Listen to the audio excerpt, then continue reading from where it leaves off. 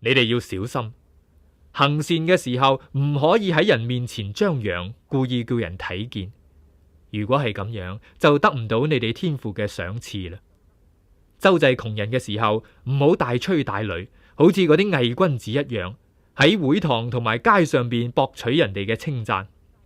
我實在話俾你哋知，佢哋得到嘅賞賜就係得咁多嘅啫。你哋行善要暗中靜靜去做，右手所做嘅甚至唔俾左手知道，好使你喺暗中施捨，咁樣喺暗中察看你嘅天父必然會賞賜你哋。你哋祈禱唔好效法嗰啲偽君子，佢哋中意企喺會堂同埋十字路口上面公開祈禱，引起人哋嘅注意。我實在話俾你哋知，佢哋所得到嘅賞賜就係得咁多啫。你哋祈禱嘅時候要入去內室，閂埋門，向嗰位你哋肉眼睇唔見嘅天父祈禱。天父喺暗中察看，就一定會答允。喺禱告嘅時候，唔好似外族人咁樣重複毫無意義嘅說話，佢哋以為長篇大論就會蒙垂聽。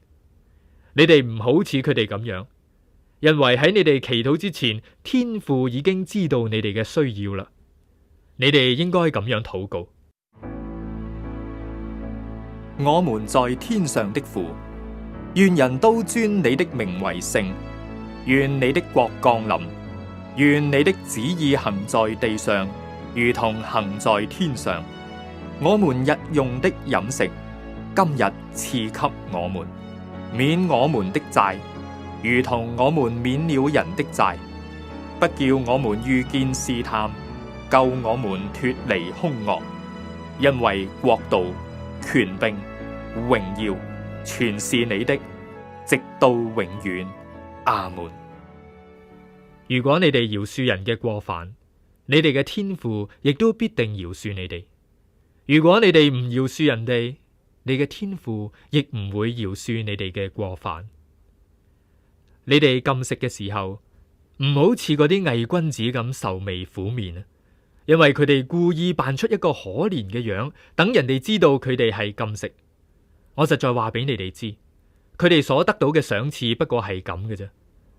你哋禁食嘅時候要梳洗整潔，唔好令人哋睇出你哋係禁食，只係讓嗰位喺隱密當中嘅天父去睇見。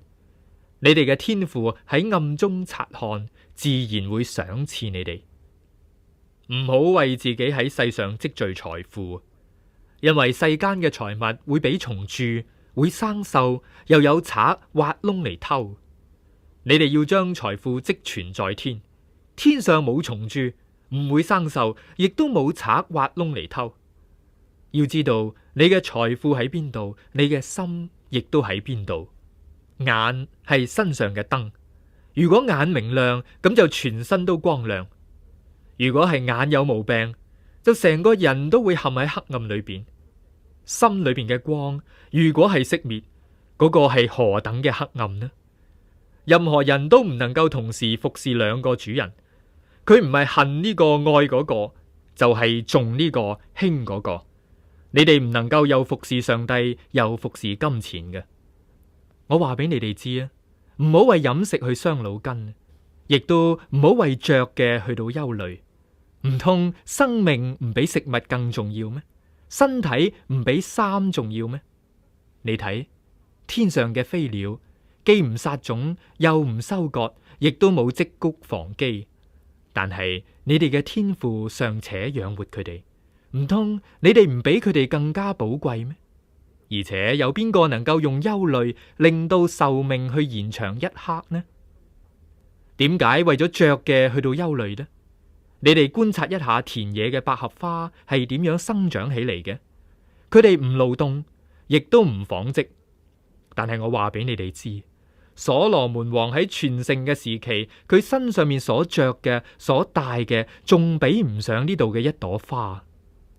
田野嘅草今日仍然生長，但係聽日就抌喺火爐裏邊。